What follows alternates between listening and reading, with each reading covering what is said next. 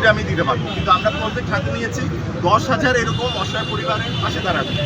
তো ওই প্রজেক্টটার পরে এসে আমরা একজন মুক্তিযোদ্ধা কাকাকে দোকান করে দিই, ওইখানেও এরকম একটা বড় টিনের দোকান বানিয়ে দিই, কিছু টাকা খরচ। এটাও মেহেদী হাসান বিপ্লব ভাই সহযোগিতা করছে। এরপরে আমি প্ল্যান করছি যে রাস্তায় কিছু গরিব মানুষ, রাস্তার অসহায় মানুষ, মানসিক রোগী, তাদেরকে একটা গরু দিয়ে খাওয়াবো, কারণ তারা তো খেতে পারে না। তো পঙ্গুদের খাওয়াবো, পঙ্গু হসপিটালে এই প্ল্যান করেছি। কিন্তু ভাবলাম যে এত বড় গরু ভাই কীভাবে কী করবো, এই লাইনে তো এক্সপিরিয়েন্স নাই। আপনারা অনেকে এই মুহূর্তে প্রশ্ন ভাবছেন না, হয়তো করবেন যে মিজান ভাইয়ের কাছে কেন। কারণ এটাই ভাই, আমি একজন কন্টেন্ট ক্রিয়েটর, কত টাকা গরুর প্রাইস, কীভাবে কাটতে হয়, কীভাবে রান্না করতে হয়, কিচ্ছু জানি না। এমন সময় মিজান ভাইয়ের ভিডিও ভাইরাল সবসময় আসে। মিজান ভাইরা আমি ফোন দিয়ে এসে দেখা করে বললাম, ভাই এরকম আমি তো গরু কিনা এরকম খাওয়াইতে চাই, কিন্তু ভাই আমি তো জানি না, আপনি হেল্প করেন, আপনিই করেন, আমরা টাকা দিই। এরপর থেকে মিজান ভাই যেহেতু জানে আমরা গেলে গরুর প্রাইস অনেক কিনে নিত, মিজান ভাই নিয়মিত কেনে, ন্যায্য প্রাইসে সব কিছু কিনে, চাল ডাল হাবি জাবি সব দিছে, সব মিজান ভাইকে দিয়ে দিচ্ছে। এবং এটার অর্থ না মেহেদী হাসান বিপ্লব ভাই, কারণ এখানে প্রায় ভাই কত 2-2.5 লাখ টাকার মতো খরচ। হ্যাঁ 2,30,000 গেছে গিয়া। যেমন আমরা কিছু ফলাফলের খরচটা দিবে, তাইলে মানে এবার 2.5 লাখ। তারপর ভাইয়েরও আবার 2 দিন আগে গেছে 1 লাখ, 2 দিন আগে গেছে 1 লাখ করাইল বস্তিতে, করাই 3 লাখ 3.5 লাখের মতো খরচ হইব। আমরা এই খরচপাতি 3-4 দিন। রাইট।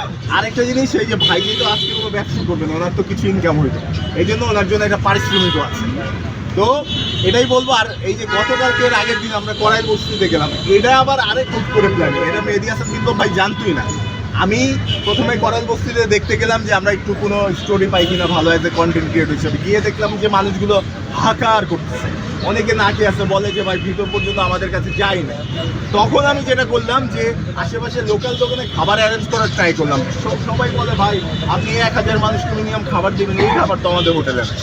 তখনই আমার ওয়াইফ বললো তো হৃদয় যে এই চলো না মিজান ভাইয়ের দোকানে যাই, যে মিজান ভাইয়ের কাছে তো আমরা একটা আয়োজন করতেছি, ওনার কাছ থেকে আমরা খাবারটা নেই। পরে মিজান ভাইরে বললাম, সাথে সাথে ফোনে বলতেছে এই দোকান বন্ধ কর, সব খাবার করাই বসতে হয়ে যাবে। এই যে ওনার হেল্প, আর পরবর্তীতে মেহেদী হাসান ভাইয়ের এই অর্থায়ন নেয়, এটা ছাড়া সম্ভব হতো না।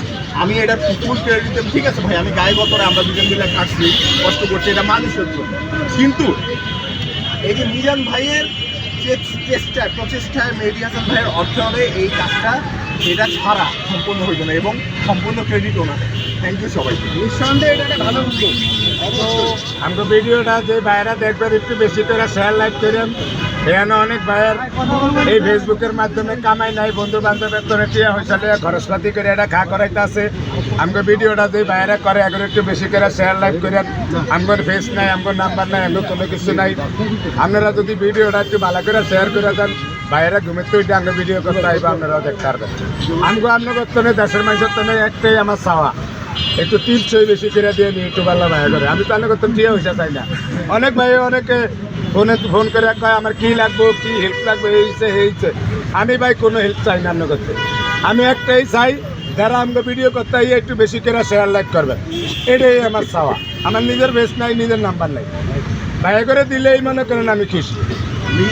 থাকলেই আমি প্রোগ্রামে মিজান ভাই চাল ডাল সব নিজে দিতে দিয়েছে, আমি জোর করে ওনারা চাল ডালের টাকাও দিচ্ছি। আর এই যে পারিশ্রমিক